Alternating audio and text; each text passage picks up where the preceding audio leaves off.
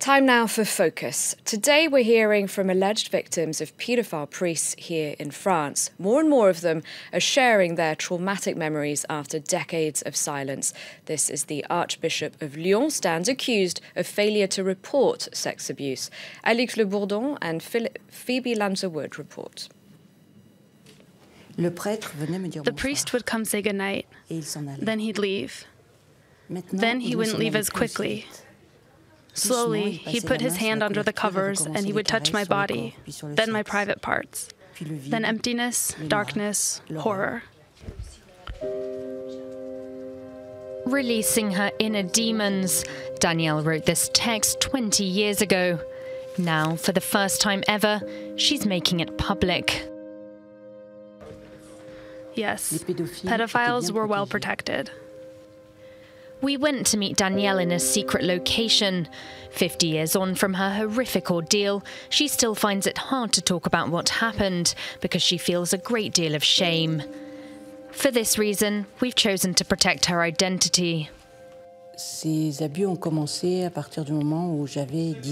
The abuse started when I turned 10.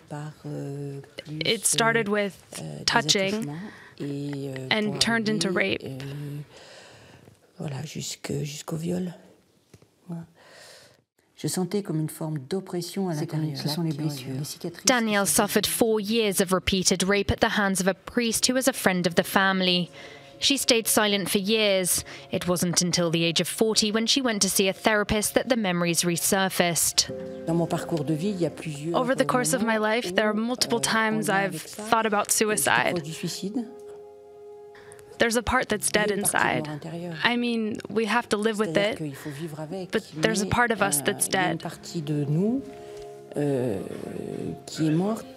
This psychologist has been dealing with testimonies like Danielle's for years.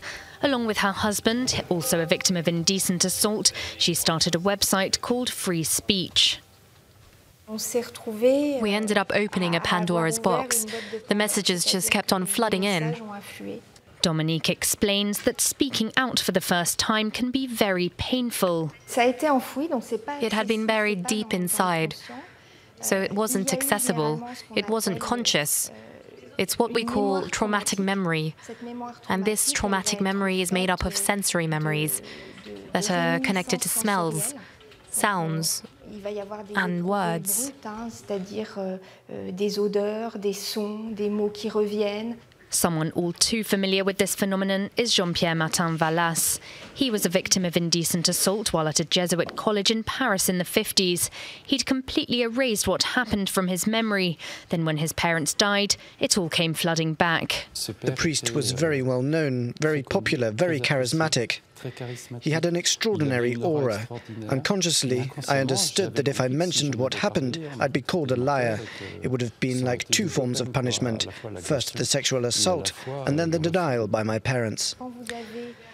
When the man who assaulted you is sitting at your dinner table one Sunday, you say, "No one will believe me." It seemed so unlikely that so many children had not spoken out.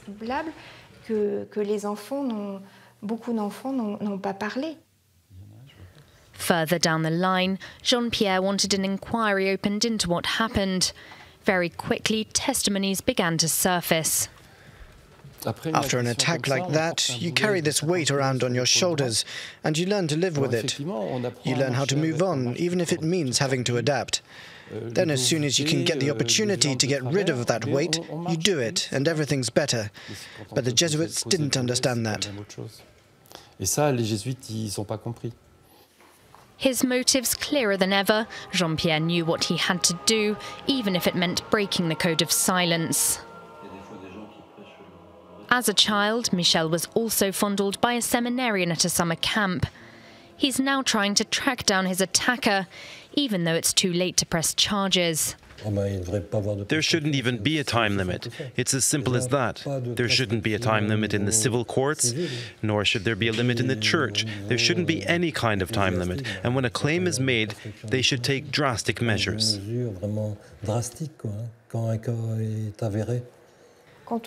Even if it's too late to press charges, in any case, the pain is always there. Someone who is sexually assaulted as a child has only until the age of 38 to press charges. After that, French law dictates that no more can be done. A fact that for many makes the reality all the more unbearable.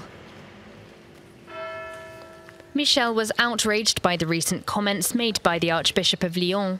He stands accused of failing to report paedophile acts in his diocese.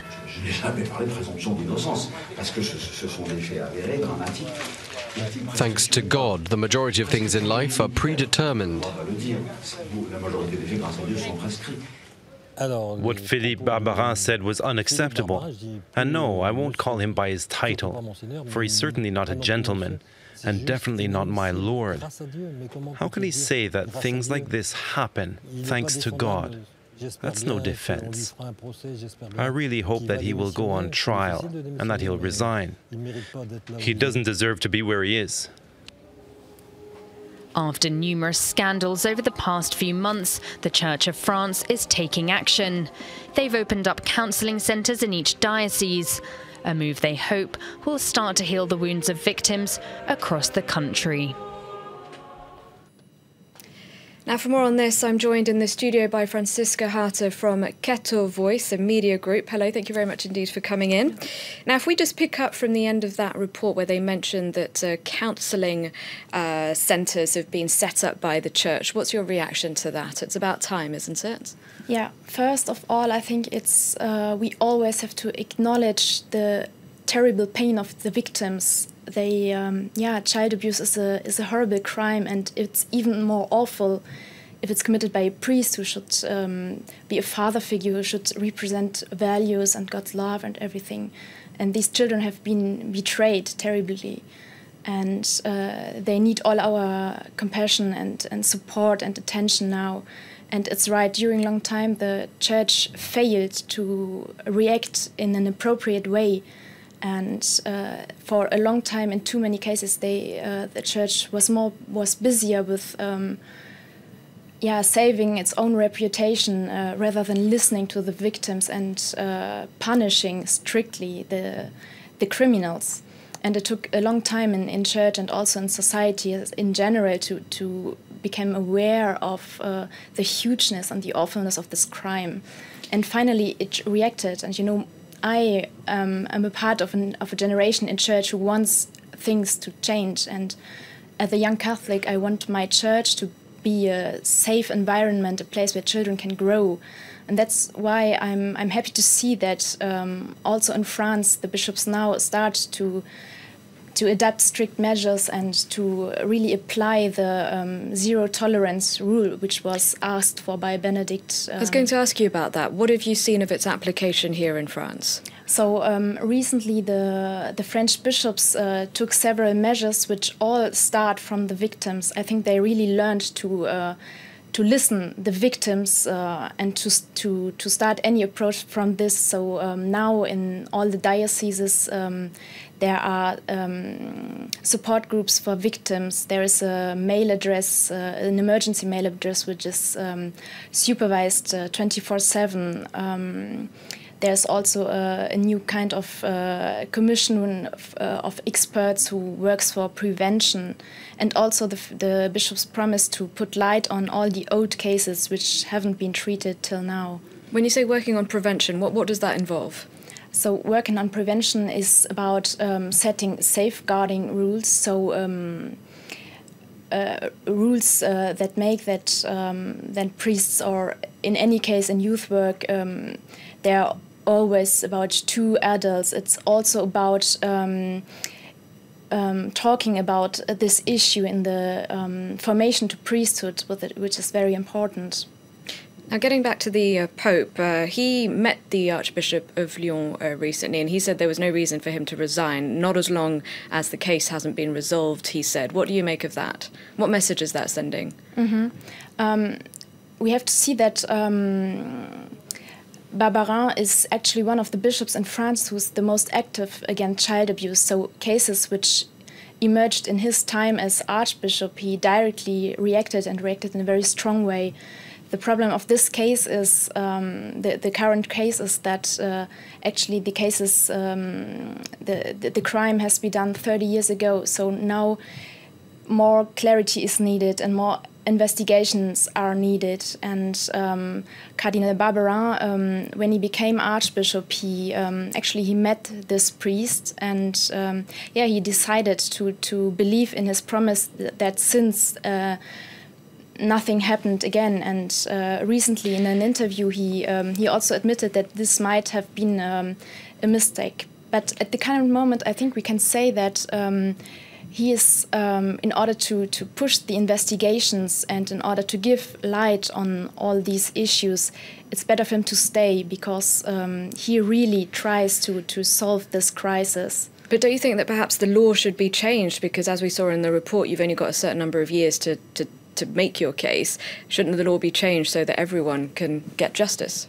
Absolutely. And this is the point where this victim organization, the Free Speech, and Cardinal Barberin have completely the same purpose. Cardinal Barberin also denounces this law, which makes that after 20 years you can't do anything anymore. And that's also a reason why it is important that church authorities and civil authorities work together, because in the church law there isn't any prescription. There isn't any prescription, because a church says that the suffering never ends, and maybe the guilty can forget, but the victims never forget, and this is why a church can also sanction after these 20 years. All right, thank you very much, Franziska Harter, for coming in for today's Focus. Thank you for